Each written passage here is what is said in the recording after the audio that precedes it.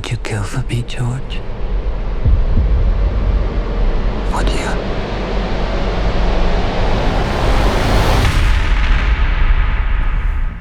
I was a newbie, and it was completely revelatory to shoot like that, and it be so speedy. And practically on every other scene I've ever done, at some point, even though you know it always takes a long time, you find yourself going, how are we still doing this scene?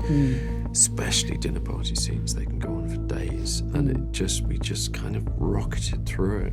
And there was no dip in it. I mean, one day I sort of seem to remember us all saying, okay, maybe it's time for a coffee. But there wasn't the usual kind of up and down of to and fro set. It was so speedy, yeah. There was no trailer time.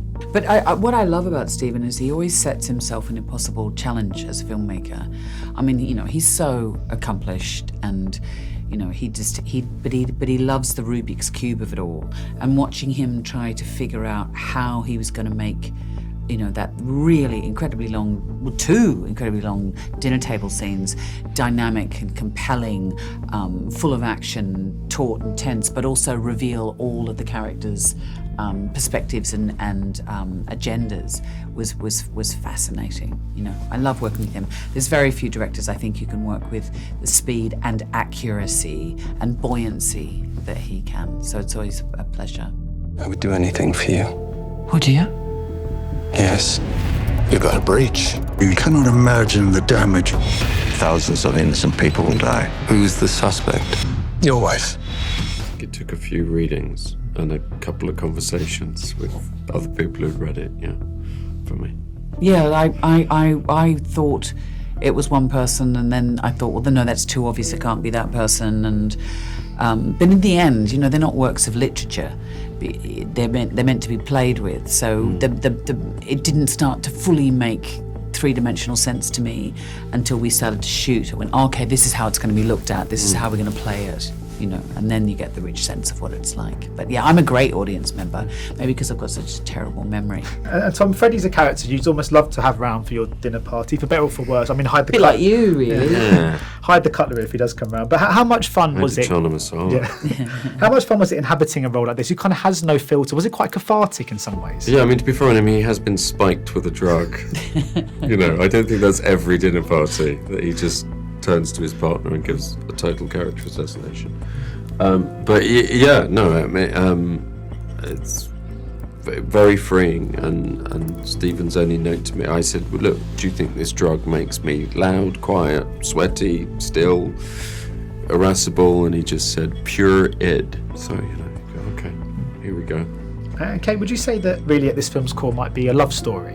I do think it's very romantic. And in one of the very early scenes, that a long-time married couple who also work together say that they would kill for each other. That the stakes are really high, particularly when the husband is suspecting the wife of a piece of destructive, catastrophic counter-espionage. Yes, I think it's very romantic.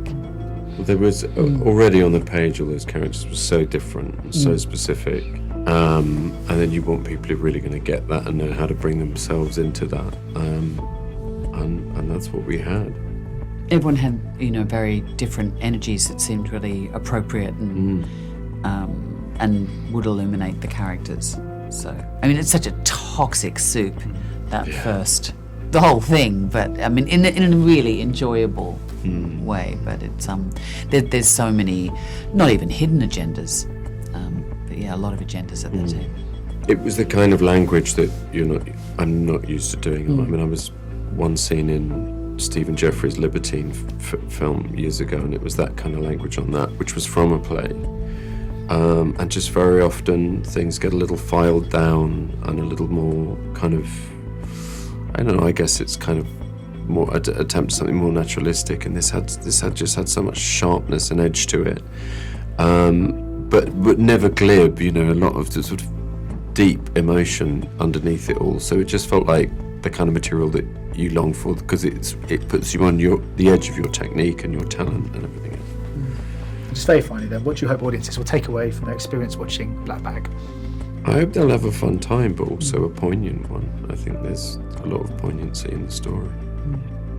I think it's a lot of fun, and it's one of those films that you can see several times. Like if you've seen it once, you can go back and see it again.